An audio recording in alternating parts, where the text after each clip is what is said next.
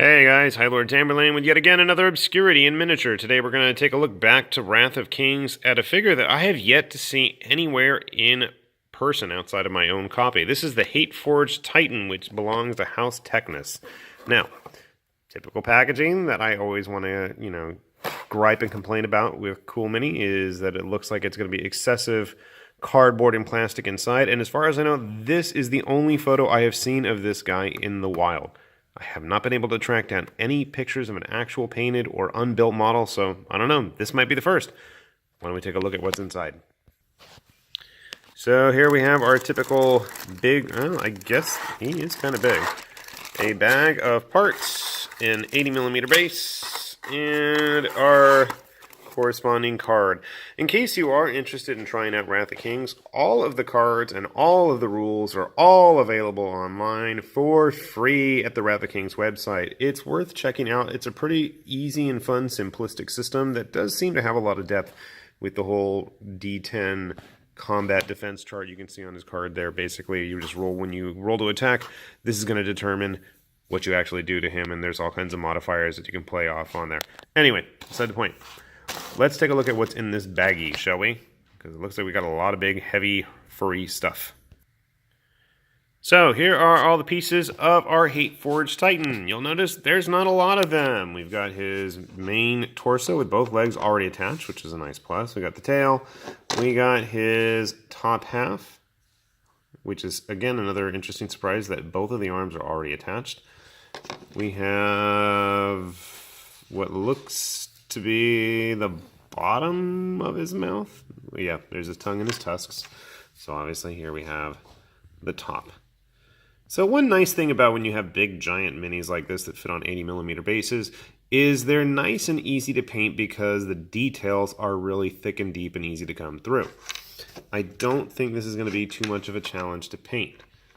Now, whether or not it actually looks good, that's going to be entirely debatable. Why don't we see if I can dry fit this guy at least, and we'll see how he looks. Well, our Hate Forged Titan friend here seems to hate standing up or going together in one piece. You can see we've got some massive gaps there. Now, I just dry fit it. I didn't bother actually gluing anything down. So, it is what it is. We'll see how much work it actually takes to get all the pieces to fit, but at least we're going to try heating it up and see if the heat will help kind of loosen the flexibility. I don't have a lot of other Teknes figures. I sold off most of them, but I do have good old Lineman Boris. Lineman Boris is one of my few surviving Teknes specialists these days, just to give you a feel. So, our friend here, the Hate Forged Titan, is on an 80mm base, as already said, but you'll notice how deep of base it is. I was going to say how much of a depth issue it has there. I mean, he's really sunken in it.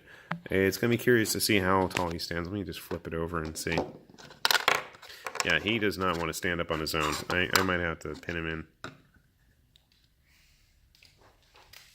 Good size figure.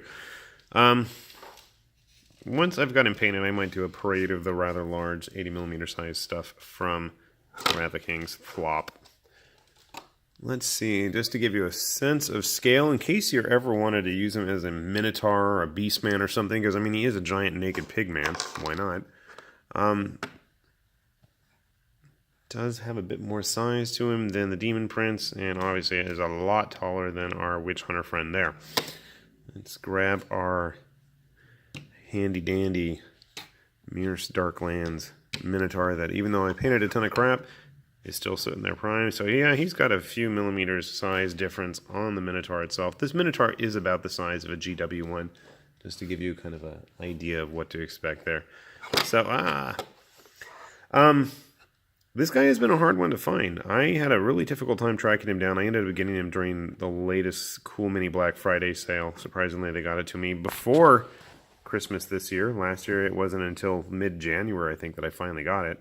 But he's an interesting figure, and hopefully he is easy to paint, and I am hoping that he's going to see some use in either a Beastmen or Herd-type army for Kings of War, because if you've noticed, we have a lot of animal people that seem to be permeating this channel lately. So, with that, this has been the Hate Forged Titan from Cool Mini's Wrath of Kings.